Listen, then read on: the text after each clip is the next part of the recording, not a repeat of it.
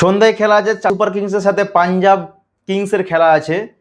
তো পাঞ্জাব কিংসের ক্যাপ্টেন শ্রেয়স আয়ার এবং চেন্নাই সুপার কিংসের ক্যাপ্টেন ঋতুরাজ গায়কোয়াড়। তো চেন্নাই সুপার কিংসের খেলা দেখে সত্যি মাঝে মাঝে টেস্টের কথা মনে পড়ে যায়। চেন্নাই সুপার কিংস হচ্ছে যে 5টা ট্রফি জিতেছে, ঠিক আছে, ধোনির আমলে, কিন্তু ধোনি না থাকাতে চেন্নাই সুপার কিংসের কিন্তু অবস্থা খুব শোচনীয় হয়ে যায়, যেটা আমরা দেখতে পাচ্ছি। প্রথম ম্যাচে 126-27 মতো করেছিল, এবং আজকে দেখা যায় যে পাঞ্জাব কিংস কিন্তু টিমটা মানে অতটা সোজা নয়, দুর্বল টিম নয়। চেন্নাই সুপার কিংস তুলনামূলক অনেকটাই দুর্বল পাঞ্জাব কিংসের জায়গাতে। তো আজকে চেন্নাই হোম গ্রাউন্ডে খেলা আছে চেন্নাই সুপার কিংসের। তো চেন্নাই সুপার কিংস আজকে কত রানের টার্গেট দেয় সেটাই দেখার। তো আজও না আবার হেরে যায় চেন্নাই সুপার কিংস তাদের হোম গ্রাউন্ডে পাঞ্জাব কিংসের কাছে। তো মনে হচ্ছে পাঞ্জাব কিংসের কাছে আগে চেন্নাই সুপার কিংস আজও কিন্তু হারতে চলেছে। শ্রেয়স আয়ারের ক্যাপ্টেন্সিতে কিন্তু কেকেআর একটা ট্রফি জিতিয়েছে, অবশ্যই সবার কন্ট্রিবিউটে।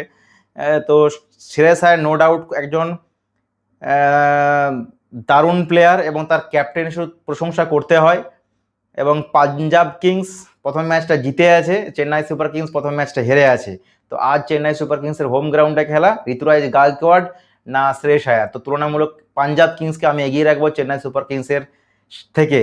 তো এবার দেখা যাক যে আজকে কোন টিম জিততে চলেছে। বন্ধুরা কমেন্ট করে জানিও যে আজকে চেন্নাই সুপার কিংস না কিংস 11 পাঞ্জাব।